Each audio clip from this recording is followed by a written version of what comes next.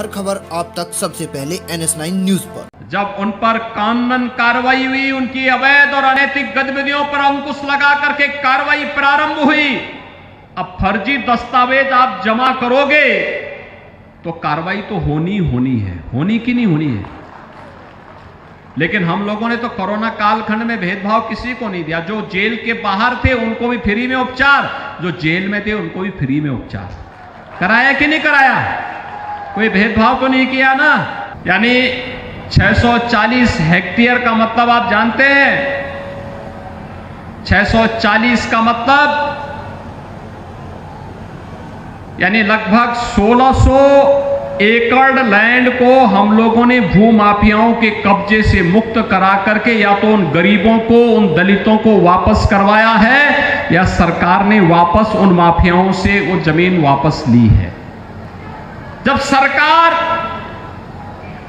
कार्य कर रही है गरीबों के लिए बिना भेदभाव के, गरीब की कोई जाति नहीं होती, कोई मत और कोई मजहब नहीं होता, गरीब गरीब होता है, किसान किसान होता है, युवा युवा होता है और महिलाएं महिलाएं होती हैं। उनके साथ कोई भेदभाव नहीं हो सकता है। हर युवा का उत्थान होना चाहिए, हर किसान के हितों के लिए कार्य होना चाहिए, हर नारी की सुरक्षा की रक्षा होनी चाहिए, उसकी गरिमा का सम्मान होना चाहिए। और यही तो भारतीय जनता पार्टी कर रही है। हमने रामपुर के चाकू का उपयोग यहां की सुरक्षा के लिए, यहां के सम्मान के लिए, यहां की गरिमा के वृद्धि के लिए किया है। आज भाइयों बहनों, रामपुर विकास की इस प्रक्रिया के साथ, किस मजबूती के साथ आगे बढ़ रहा है, अब ये किसी से छुपा हुआ नहीं है। रामपुर एक बार फिर से आगे बढ़ रहा है और इसलिए मैं रामपुर के लोगों को इस बात के लिए धन्यवाद दूंगा, मिलक के लोगों को धन्यवाद दूंगा, श्रीमती राजबाला जी को, उन्होंने फिर से विधायक बना करके प्रदेश में सरकार बनवाने में योगदान दिया है। मैं धन्यवाद दूंगा आप सबको। रामपुर जिले में 2 विधानसभा सीटों पर भारतीय जनता पार्टी पुनः जीती है, मिलक पे और बिलासपुर पे। मैं आ रहा था चुनाव के दौरान प्रचार करने के लिए, भारी बारिश पड़ गई, मैं उस दिन आ नहीं पाया, लेकिन आपने चुनाव जिता करके भेजा। मैं इसीलिए आपके प्रति आभार व्यक्त करने के लिए भी आया हूं कि आभार व्यक्त करने के लिए कि आपने चुनाव जिताया, बड़ी जिम्मेदारी दी। अब एक एक वोट का ब्याज सहित चुकता करने की जिम्मेदारी सरकार की है और सरकार अपनी जिम्मेदारियों का निर्वहन करेगी। मुख्यमंत्री का आवास पिछले 5 वर्षों से प्रधानमंत्री मोदी जी के मार्गदर्शन में गरीबों के लिए, नौजवानों के लिए, महिलाओं के लिए, किसानों के लिए, समाज के प्रत्येक तबके के लिए खुला हुआ है, काम कर रहा है, दिन रात एक किया हुआ है, कोई भेदभाव नहीं। पहले मुख्यमंत्री आवास पे प्रदेश के पेशेवर दंगाइयों को बुलाया जाता था, पेशेवर अपराधियों का सम्मान होता था। समाजवादी पार्टी के सरकार के समय यही होता था, लेकिन भारतीय जनता पार्टी के नेतृत्व की सरकार जब बनी भाइयों बहनों, उसी मुख्यमंत्री आवास पे आज गुरुबाणी का पाठ होता है। उसी मुख्यमंत्री आवास पे अब गुरु गोविंद सिंह जी महाराज के साहबजादों की स्मृति में बाल दिवस का कार्यक्रम आयोजित होता है और वहां पर गुरु दरबार भी सजता है, जहां पर गुरुबाणी का पाठ होता है। आज वही मुख्यमंत्री आवास है। भाइयों बहनों, कोरोना कालखंड में आपने देखा होगा, इस सदी की सबसे बड़ी महामारी का सामना किया था हम सबने, और इन वर्षों में आपने देखा होगा 5 वर्ष के दौरान 2 वर्ष हम लोगों ने कोरोना महामारी का सामना करते हुए व्यतीत किए। कोरोना महामारी के दौरान आपने इस बात को देखा होगा, फ्री में टेस्ट, फ्री में उपचार, फ्री में वैक्सीन। मिला कि नहीं मिला वैक्सीन? कितने लोगों ने वैक्सीन लगाया है? वाह, अभिनंदन आप सबका। वैक्सीन का किसी से पैसा तो नहीं मांगा गया ना? मांगा गया? अगर ये सपाई सरकार में होते तो ये वैक्सीन भी नहीं लगाते और ये सब ब्लैक कर देते। लेकिन एक एक व्यक्ति को फ्री में वैक्सीन, ये प्रधानमंत्री मोदी जी का विजन है। और भाइयों बहनों, मुझे एक बात बताओ, कोरोना कालखंड में और अभी भी राशन महीने में 2 बार मिल रहा है कि नहीं मिल रहा है? मिल रहा है ना?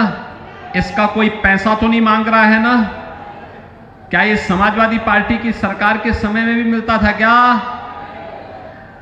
देखिए, ये सब गरीबों का भी हड़पते थे, उनकी जमीनों पर भी कब्जा करते थे और सरकारी पैसे को भी हड़प करके स्वयं का विकास कराते थे। विकास की बात वे भी करेंगे, विकास की बात हम भी कर रहे हैं, लेकिन उनके लिए अपना परिवार का विकास ही सबका विकास मान लिया गया और हमने कहा सबका साथ और सबका विकास। कुछ लोगों को ये विकास अच्छा नहीं लगता, जो गरीबों का शोषण कर रहे थे, दलितों की जमीनों पर कब्जा कर रहे थे, निर्दोष लोगों को उजाड़ रहे थे, जब उन पर कानूनन कार्रवाई हुई, उनकी अवैध और अनैतिक गतिविधियों पर अंकुश लगा करके कार्रवाई प्रारंभ हुई।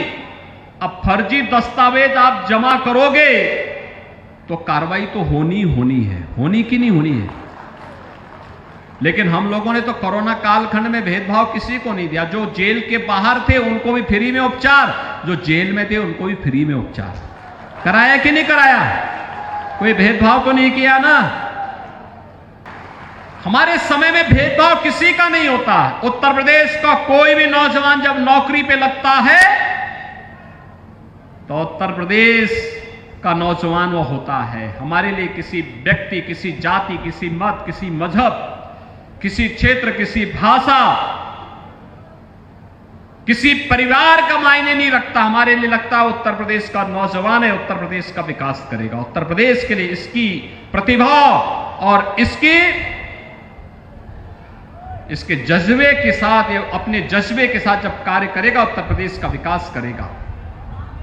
और यही कारण है 5 वर्ष में 5 लाख नौजवानों को हमने सरकारी नौकरी दी। इतने बड़े पैमाने पर रोजगार और नौकरी उत्तर प्रदेश में कभी नहीं आई। और हम आभारी हैं प्रधानमंत्री मोदी जी के। देश के नौजवानों को अगले 1.5 साल के अंदर 10 लाख नौजवानों को अग्निवीर बना करके देश की सेना, पैरामिलिट्री और पुलिस बल में सेवा का बेहतरीन अवसर उनके द्वारा देने की जो कार्रवाई प्रारंभ हुई है, इसका हाथों हाथ स्वागत किया जाना चाहिए। लेकिन विपक्ष है कि मानता नहीं, वह कहीं न कहीं फिर गुमराह करने में लग गया है, गुमराह कर रहा है। मुझे एक बात बताओ, जो लोग राष्ट्र की संपत्ति को नुकसान पहुंचा रहे हैं, क्या वे सेना में जाने लायक हैं क्या? उन्हें सेना में और पुलिस बल में जाना चाहिए क्या? सेना में राष्ट्रभक्त जाता है, राष्ट्र की संपत्ति को नुकसान पहुंचाने वाला नहीं जाता है।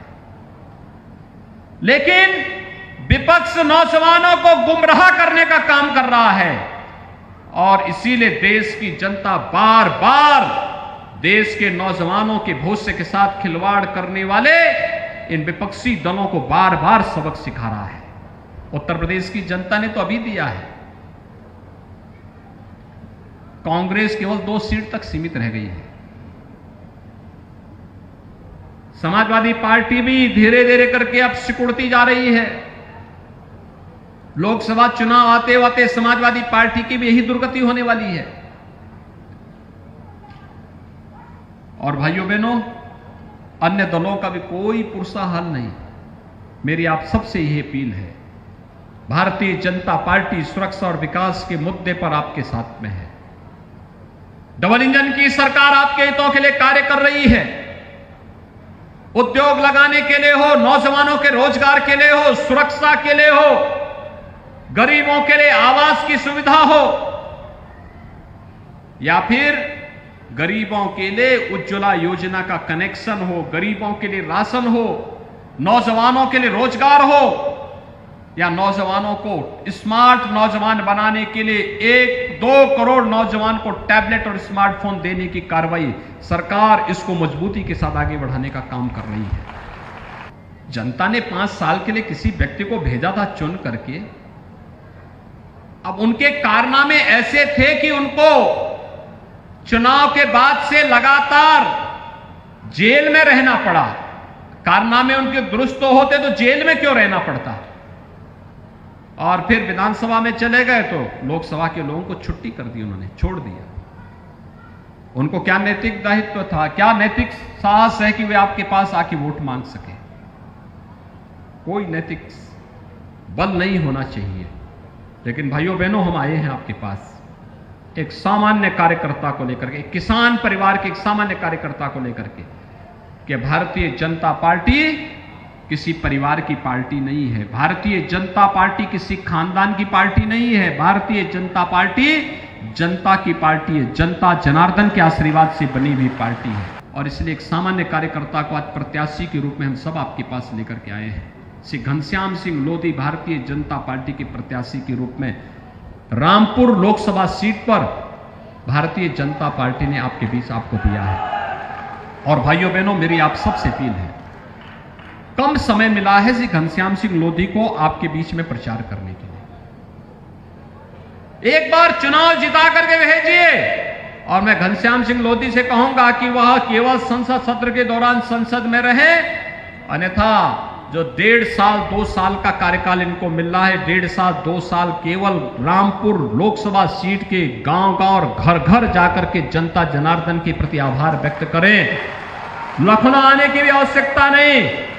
मिलक के लिए राजबाला जी हैं, बिलासपुर के लिए बलदेव सिंह ओलख जी हैं, और बाकी ये मेरे पास भेजते रहे, यहाँ के जिला पदाधिकारी हमारे पास भेजते रहे। हम लोग वो सभी विकास के कार्य यहां के लिए देंगे जिन विकास कार्यों की आवश्यकता इस रामपुर जनपद के लिए होगी। रामपुर को माफियाओं को रौंदने के लिए नहीं छोड़ेंगे।